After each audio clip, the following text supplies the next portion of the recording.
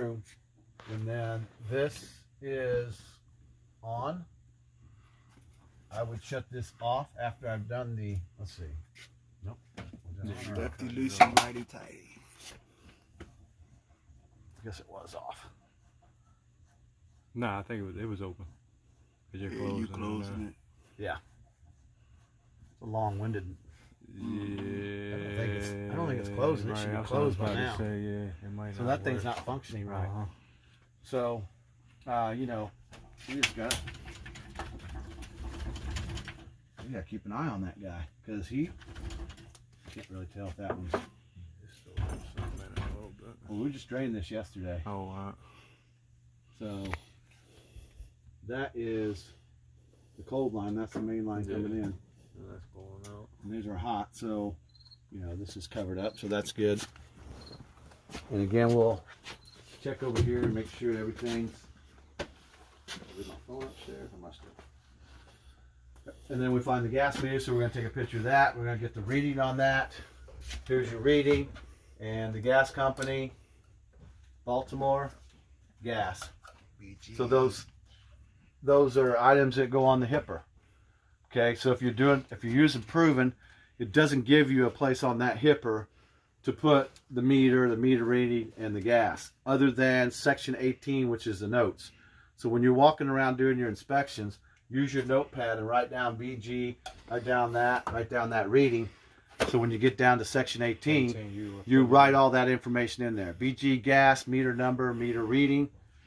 Then they'll see that, and we can fill in that part up there. Now, if you're doing it on Reams View, then you can just fill that out as you go through. So meter readings in the company that, oh, thanks, that it goes to.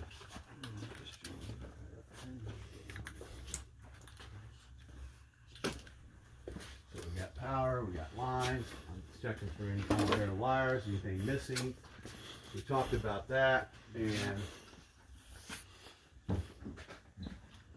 everybody look at that toilet and tell me what you think about that toilet, that winterization on that toilet.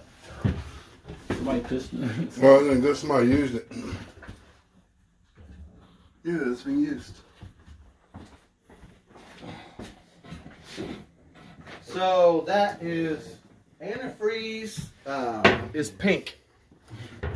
We don't dilute antifreeze. We use 100% antifreeze. We use RV antifreeze, pink. We don't use green. We don't use yellow. We don't use red. I don't know where red came from. So that means that is compromised somehow, some way. So when you come to a house on day one, that's what's in there. You're going to clean that toilet. You're going to suck all that out of there. You're going to pour your water down and make sure that it shows that it works. And then you're going to pour your pink antifreeze in there, and that's how it should be. And it fills up to the top of that hole. So it's only going to be about that much antifreeze. You don't have to fill the whole bowl up. You just got to fill it up past that hole so that no fumes come through. Okay. So our pressure test is going to be right here. And this is actually a pressure test fail. And I asked the guy, why is it a fail? What do you see on that washer and dryer hookup? Or I guess, what don't you see? No T. Isn't that cat valve and still hooked up? And then I don't see this pipe secured. And no signage. And it's looking like that these are, oh no, that's just the tape flux. What's missing is the shutoffs. Right. There's no shutoff. Oh, but they're not below it? There's nothing. There's no shutoff. You would look down there and you would hope that you would see shutoff. There's no shutoffs. So if you were to disconnect the washer like you're supposed to, and some people even cap those lines, there needs to be a shutoff. Because if someone turns the water on, those two lines right there are full. There's no shutoff on that. So when he took that off and he put his test in there, he marked that this is a fail because washer and dryer has no shutoff, which I'm okay with that. It doesn't necessarily mean it's a fail, but he felt like he needed to say that so he can tell them there's no shutoff here. So if anyone disconnected that and turned the water on, you're gonna have a fountain right there because there's nothing stopping that. It's going directly down and directly into here.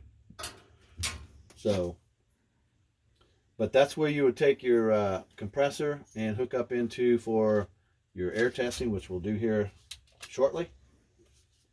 And as far as, okay, so there's my line for that if I was going to use that, and it's going that way, and it's going into that ceiling. So from what I can see right now, nothing's cut and it's good. Then it goes into a complete ceiling, so I'm comfortable with either one of those, the dryer or the stove, to hook up power to. So at that point, I would bring my cord, like I've talked about here. If it wasn't there, I'd bring it through that window. I'd hook it up with my generator and tell my guy, okay, I'm hooked up. Go ahead and fire the generator up. We now have power going to that.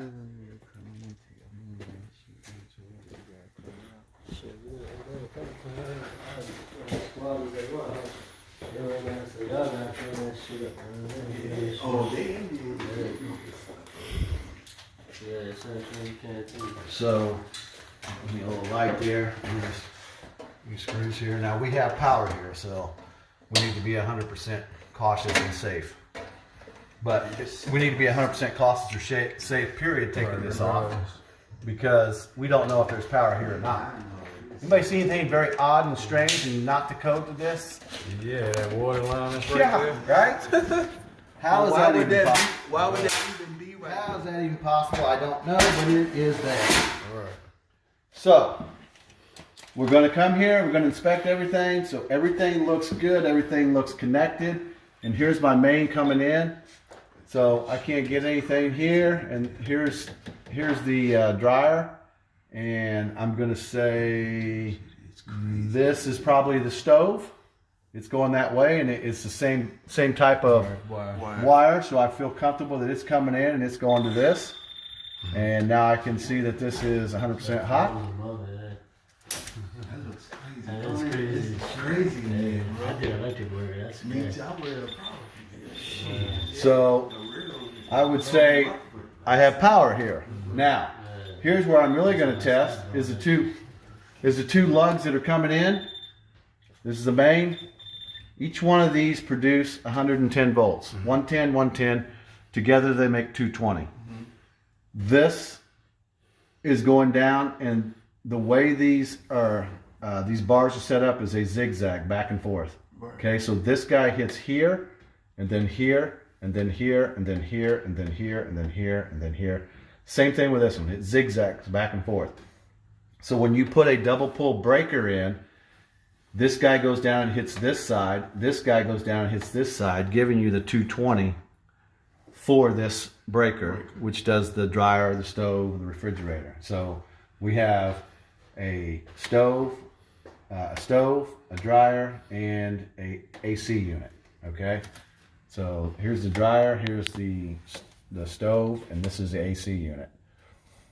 So these all these panels have writings on them that says the stove range, sump pump. That don't take that as the Bible, because you didn't wire this house. How many people live here? You see that? So just understand that we do have power here, so we don't need to generate. Now, if we flip this and we came here, it was off, we flip this on and nothing lit up here, you should be able to do this and everything should light up. If we had this on, it should be like this. If none of this was going off, then we have an issue with this guy right here. Okay? So if we come here and there's nothing, then we know we have no power. So now we can shut this off and duct tape it off. And then we can take one of these guys right here and use that up there and generate. Now, if we took that, the dryer one, then we've identified this as the dryer because I've seen this cord over as a dryer. We've identified this as an AC unit, and we've identified this as a stove because I've seen this exact. So you got to identify what's what, okay? So once you now say I'm safe to generate, we've got plugged in, we tell our guy, fire up the generator. We're going to come over here and we're going to be on that phone with him, and everything seems to be okay. I'm going to put my tester right here, And this is the only thing that should have power coming to it, are these two wires coming in. You're gonna leave that breaker on when you tell you got it 5 to Well, 10. everything's in the off position right now. Okay. Right now, everything is off 100%. Right. And then you'll catch it. But right we're there. still going to have a power source because our generator's now giving us power to this wire. Got it. Okay? Then you flip That's on. the only thing. And now I know that this is now my main. Now, if this one lights up and nothing else, then now I know this is. So I might have misjudged, but now I know this is the dryer. So whichever one of these three lights up, that is your power source. Gotcha. So now you can flip that on, and then you should be able to get, once you turn these on, they're not going to do anything in the on position, because if they're off, I'm too close to something. Too close to something.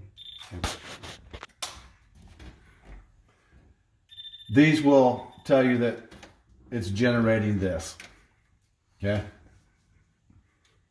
Any questions so far on this right here? So that would just pass then. All of those exposed wires, the way it's tangled up in there, that's still a pass. There's no exposed wires in here. What are you talking about? I mean, my bad, because I got state grounds. Those? Yeah. Yeah, I meant. No, that's Well, you- 100% fine. There's nothing wrong Yeah, there. everything, Oh, anything yeah. inside of No, this no, box. I ain't no, gonna no, touch no. them. Right, anything inside of that box is That's a fine. neutral.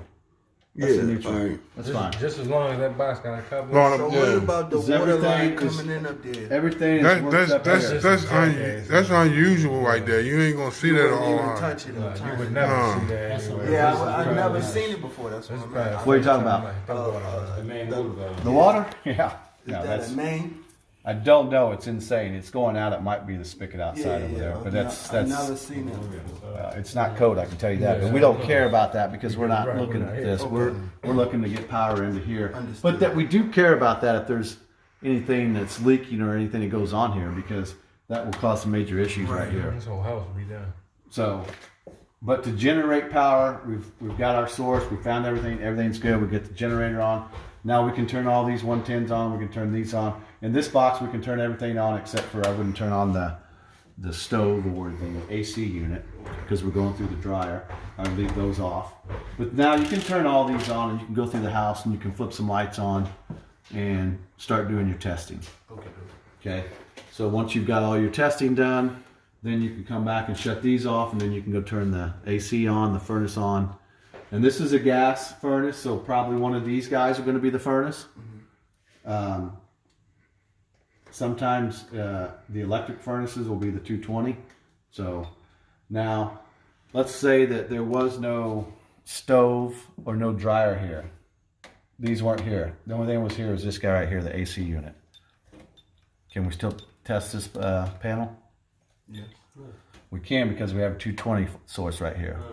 So what we're going to do is this is going to be in the off position. And we've determined there's no power here. So we're going to shut this off and tape it. And the only thing here is the AC unit. So now we're going to take this guy out. And this comes out. Pull straight out. Flip out. It comes out. We're going to disconnect those two wires, the AC wires. Push it back in. Okay. We're going to disconnect these two wires right here, and we're going to take our other cord that is just wires only. It's a 3-cord. It's a 3-cord. It's got a red, a black, and a ground. Or if it's a 4-cord, it's got a red, a black, a green, and a white. So we're going to take the red and black, put one there, one there. We're going to take a ground. It looks like we could probably get a ground in right here. So we'll take that screw out, and we'll stick our ground in there. Yeah. If we need to put both grounds in there, we can put both grounds in there. Okay. You can do a double ground right there. There's no issue. If you have a three cord with a red, black, and a ground, just understand which one's the ground. And you can just do 1, 2, and 3. Now we can go ahead and call this our main. We're not going to be able to test the AC unit because we just took the AC units out and we wire capped it. Okay? So, if there's enough room to put the wires in there, we could do that, but I generally just don't do it and just physically go out and look at the AC unit. And if it looks like it's good and everything's hooked up, I'll just say the AC unit appears to be functional. But that's how you can go into a panel. Okay. Has to be 220, has to be red and black, has to be grounded. If you cannot do any of that, then you cannot test. 100% has to have this guy right here. If it does not have this, you cannot test. Okay, this is crucial. And if this is located in another panel or someplace else, you need to find it. And if it can be contained, you can contain it. So usually you'll see the wires going someplace else. If there's something else that may come out of here and go into another panel someplace else, you have to track that down. Oh, there are some more screws in here. That's good. Any questions? Nope. I was kind of hoping to have one that, like I said, has an actual no power, so we could actually generate it.